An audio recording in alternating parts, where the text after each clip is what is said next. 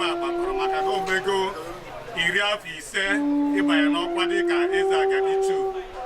Kedu ihe ị nwere ike ikwu gbasara maka ọnọdụ gị tata? Ekene dịrị Chineke maka ọtụtụ mmadụ bidoro ije, ụfọdụ eluozi ebe a na-ekwu na ya eje, but today I'm alive. So kedu ihe ọzọ m ga-ekwu than praise to the Almighty God. Amen. Ameto Chineke. Kedu ndụmọdụ ị nwere nye ndị igwe ndị nke ka na-etopụta maka na anyị mana ọ dụghị mfe gị nwee ịnọgo n'ọkwa eze 15? Kedu ị nwere ịgwa ndị igwe? Ụfọdụ ka bụ ofu ahụ, ụfọdụ bụ aha Igbo, ụfọdụ bụ aha iri. Gị nwa nọgoro 15. Kedu ndụmọdụ ị nyere ndị igwe ndị nke na-etopụta n'ọkwa eze?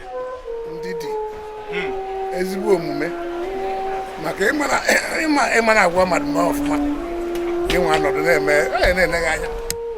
So enwee ndidi were ezigbo omume na-achị obodo ha ya afọghị n'anya obodo ya na-aga n'ihu. Dịka ọ dị ịnọ n'ọkwa eze 15, ọ bụ ihe dị omimi. Ọ bụrụ na ọ gị kacha nwee ego n'iwu ọkpara, mana ị nwegoro onwe gị a na-akpọ ezi aha. Kedu ihe nwe gị ka ọpụtụ ndị na-etonite etonita dị gbasara okwu Igbo ahụ ime Igbo a na-akọwa na-asị na ezi afa ka ego, maka ntata igosiri ezi afa ka ego? Ikwugo na ya nọ na ezi afa ka ego, ọ ekuzi ya ezigbo omume, mmegbu na mmadụ ibe na-alụsi ọrụ ike ka ị na-enweta ibe ị na-eri, ezu n'ori, agba na ama, jisie onwe gị ike, fụ Chineke n'anya, maka na ọnya nke kasị Chineke bụ ekele ụwa niile, mee ka anyị fịa n'anya, ka anyị na-efe ya, a na-efe Chineke fịa n'anya. Ụmụ ife ndị ahụ a ji ife nwa ama dị.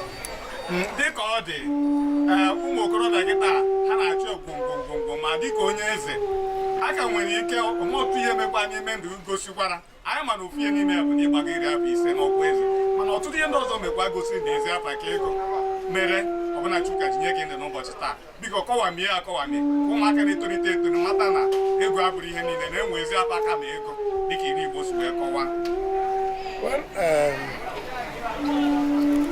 Ụmụaka na-etolite etolite ma na ajọ omume ka na ụfọdụ bụ ndị na-anwụ anwụrụ ike ka ha nwee obi anwụ, ụfọdụ bụ ndị na-anwụ mmanya ike ka ha wee nwee obi anwụ. Mana ha enwesịsị obi anwụrụ anwụ ịnọzọ ife atọzi imenụ ka ha wee nwee ike ịdị n'echi. So na-ekuzi ife na ebe ahụ ha nọ n'ọdụrụ mma, na ụzọ adịrị ya, na ndụ adịrị ya, na enwere ebe ahụ eji wee gaa. Nkụzikwa na-ekperefe ekpere.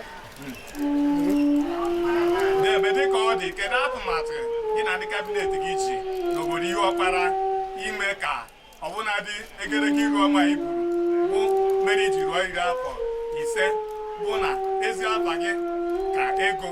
Kedu ọbụnadị atụmatụ iji ime ka ụmụ na-eto eto gị bụ isi na-agba mbọ kwenye n'eziokwu na ezi afa ka ego, maka ụmụaka na-etonite eto na-ekwerọ na ezi afa ka ego ihe ha kwere bụ na ego mbute? Kedu atụmatụ n'uche ịhazi obodo mee ka ụmụaka na-etonite eto gbawa mbọ ghara ị na-achọsa ego mbute? Ihe ekwenyelụ m ma ọ bụ na gị na mmadụ na-ayị ọyị ma ọ bụ na-eso mmadụ mgbe ọ nọpụta iso onye gị na ya na-apụ, believe me, unu nọ 2 years 3 years 4 years 5 years ihe amụtaba omume onye ahụ. And at my age, ndị kabinet ma ama because already akwụrụgo m mara ife dị mma. So ụmụaka ọ dị na ikuzi isi fa na ụzọ anyị eso, na ụzọ ahụ ka a na-akụzi ife, na ụzọ ahụ ka ha ụmụ na-eto eto. Dịka ọ dị n'obodo ihe ọkpara, anyị fụrụ na ị na-agba mbọ. Kedu atụmatụ ndị ọzọ iji maka mmepe obodo ihe ọkpara dịka ọ dị ugbu a dịka onye eze n'obodo 15? Anyị fụgo na ị gbara mbọ, mana aka m ihe ọzọ dị gị n'uche maka ị ga ga-egosipụtakwa taata. Kọwaa ndị ọha na eze n'anya mmalụ mgbe m biri wee chịkọta ife adọ n'Igbo ọkpara. Ihe ewebata ife ọbụla dị mma ịma ya enyere ọrụ obodo aka, nyere ụmụaka, bikọz na ọ dị ite mma ọdọ nje mma ọdọ onye pịa ihe ọkpara dị mma ọrịa na mgbe anyị ọrịa dụrụ asọt. You can bear me witness. Go to the police, gakwuru ndị national gọọmenti akọrọ maka ihe ọkpara. So anyị na-eme ibe ụlọ anyị nwere ime ịzụ ụmụaka anyị ọfụma ka ha soro ezigbo ụkpụrụ wee bụrụ ezigbo mmadụ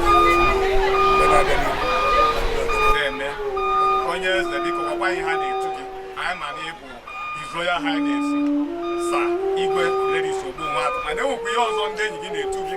Ọ bụrụ na enwe ihe ọzọ a na-etu ikwukwa ka ọha na eze nụ maka na ụbọchị taa ụbọchị pụrụ iche n'ime ụfọdụ na-etu m emere ọha omenala nwa n'ihu ọkpara na-eme ka Chineke mezigbo okwu. Thank you very much. Ndewo. Ndewo.